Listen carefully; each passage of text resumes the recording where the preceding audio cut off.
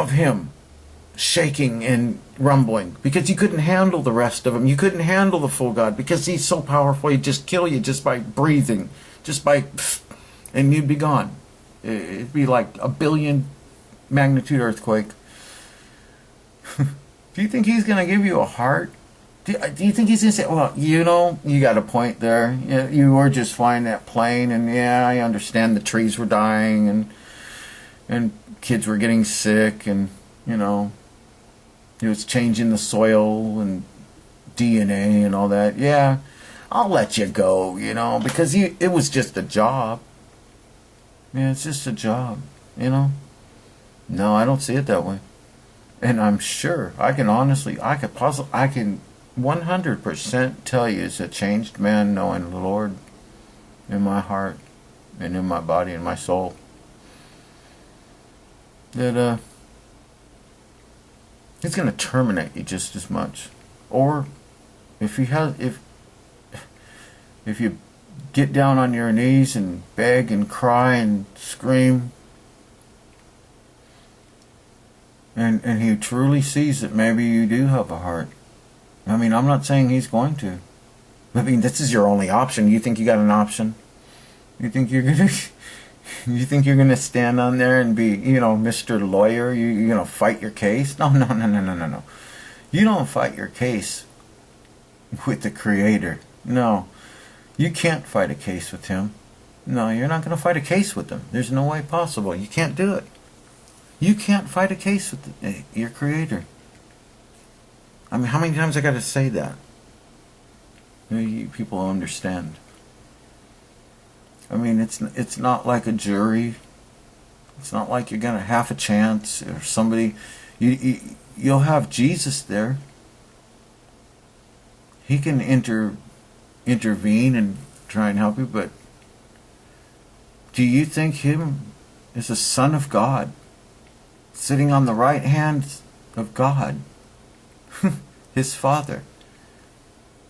Do you think He's gonna say, yeah, Dad, give him a chance? Yeah, you know, he really didn't mean it. I don't think so. Not if you're arrogant. I mean, you may have, the only chance you would have would be to, like, slam yourself to the floor, cry, pain. I mean, rip your hair out. You know, like they say in the Bible, throw dirt on yourself and rip your clothes. I mean, it's basically what I did when my wife left me and I had nowhere to go. I did that. I ripped my clothes. I basically flopped on the floor and cried. And I figured that was the only way I was going to get even an ear of my Lord.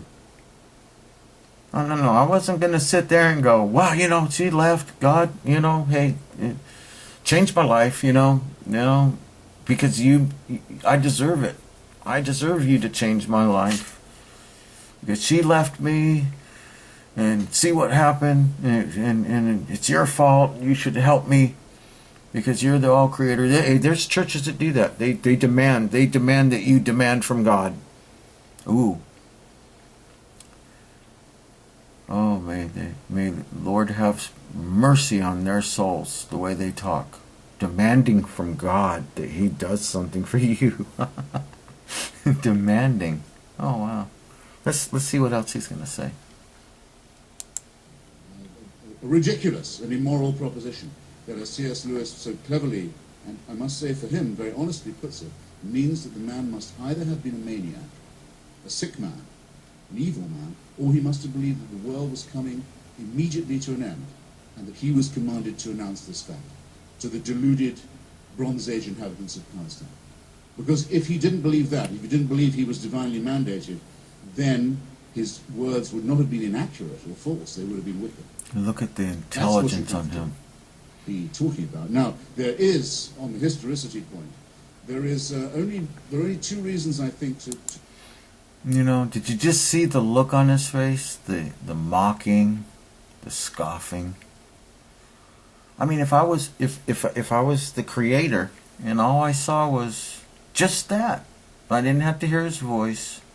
I knew he's talking about me. Like, for example, if you were sitting in a room, you know, and you had a bunch of friends there, and one of your friends went over to the other side of the room, you know, and you didn't know everybody, you know, and they were on the other side of that room, and all of a sudden they were talking to somebody, and they started, you know, everybody kind of started looking back over at you, you know, and that person that was your friend started looking at you like that, kind of like, you know, smirking and, you know, kind of pointing and gesturing at you, and would you feel comfortable?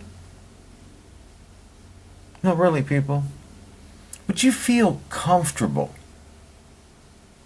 that your friend that you thought you had a friendship with, you kind of loved them, you know, sent postcards back and forth, you know, we're friends, you know, you cover my back, I cover yours, and then they go and do something like that, and you can't hear what they're saying, you don't know what they're saying, all you can see is them looking at you and smirking, and the other one's kind of like, yeah, whatever, you know, yeah, I see what you were talking about, yeah, yeah.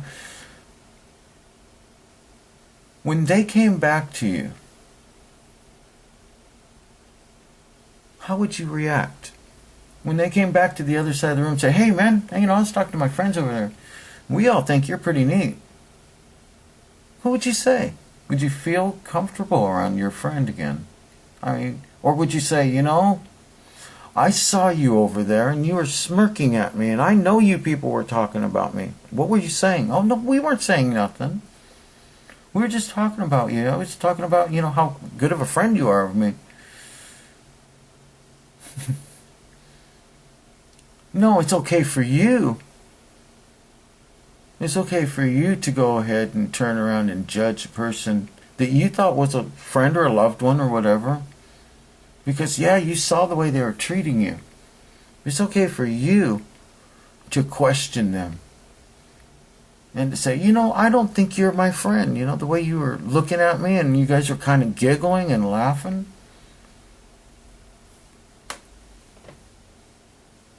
Really? Or would you just go, so what'd you guys talk about? It looked like you were having a good time over there. It looked like you're enjoying yourself. Yeah, you're my best friend. No, you wouldn't do that. You'd probably be mad. You'd probably say, well, I want to go. I'm just going. And that friend would be like, well, what do you mean going? You know, we're best friends. Nah, you know, the way you were looking at me, the way you guys were laughing at me, I didn't like that. It's just no words, just looks. The way he looked, that arrogant look that people have. I've seen this look. I've seen it against me, I've seen it against other people, I've seen it against my Lord, and I don't like that look when I see it against the Lord, believe me. I'll deal with it on me. But yes, I get a little angry. I get mad when they do that to my Lord, because He is the ultimate. He is my Father. He's the one that saved me. And then you want to do this down here, and at the last minute, you want to go back, you want to be up there, and you want to say, hey, well,